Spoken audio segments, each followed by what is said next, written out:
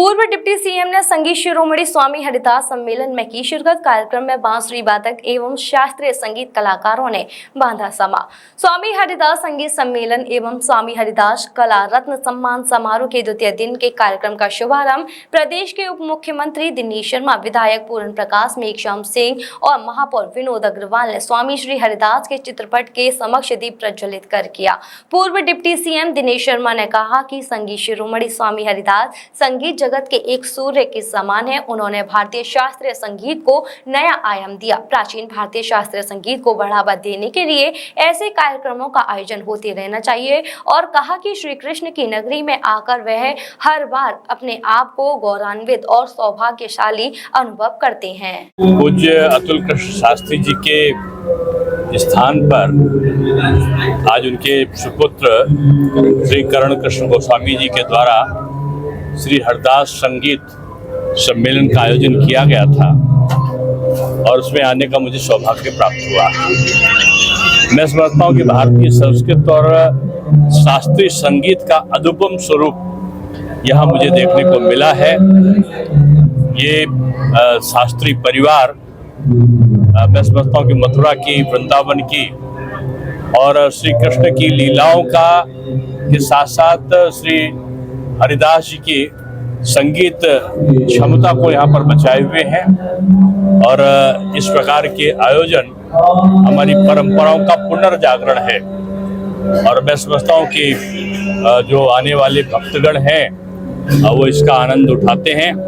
हर साल ये होता है और कई स्थानों पर भी होने लगा है, लेकिन मूल स्थान जो बांके बिहारी मंदिर के पास और उससे बांके बिहारी जी के समक्ष जो प्रस्तुतिकरण है वो अलौकिक है और उसका वर्णन शब्दों में नहीं किया जा सकता। देखिए, हर वर्ष की बात है, जो इस वर्ष भी स्वामी हरिदास संगीत सम्मेलन जो कार्यक्रम भव्य रूप से चल रहा है, जिसमें द्वितीय दिन नृत्य, गायन एवं वादन का अद्भुत तालमेल अलग अलग कलाकारों ने अपनी प्रस्तुति ठाकुर जी के श्री चरणों में दी।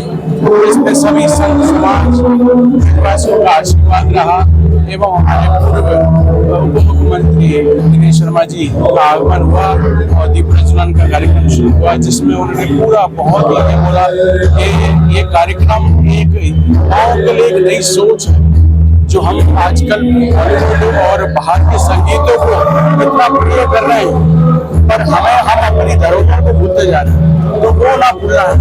और जो आनंद, जो अनुभूति ठाकुर श्री आरासने बिहारी जी मंदिर में ध्रुपद गायन, वादन और नृत्य की होती है, उसमें रोंगटे खड़े हो जा रहे हैं भक्तों के। तो ऐसे कार्यक्रम होते रहे और मैं चाहता हूँ बिहारी जी की कृपा ऐसी बनती रहे कि ऐसे कार्यक्रम हमारे द्वारा होते रहे और मैं चाहूँगा सबका सहयोग रहे, सब इस कार्यक्रम में भाग ले और दूर दूर से आए भक्तगण इसका आनंद।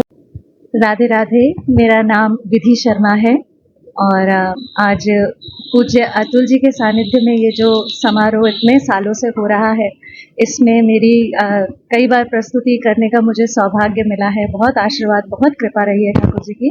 तो आज एक बार पुनः मैं यहाँ पर उपस्थित हूँ इस दरबार में, सिद्ध जगह पर, सिद्ध स्थान पर गाने के लिए।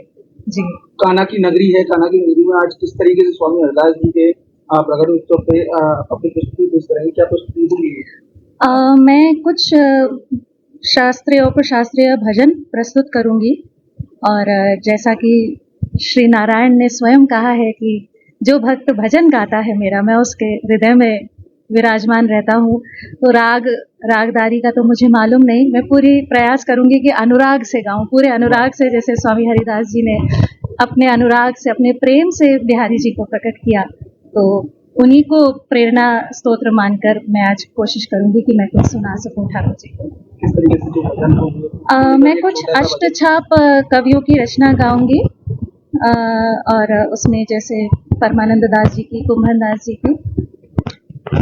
गैया गोवर्धन ते आई, गैया गोवर्धन ते आई, बछरा चरावत श्री नंद नंदन, बछरा चरावत श्री नंद नंदन, वेणु बजाए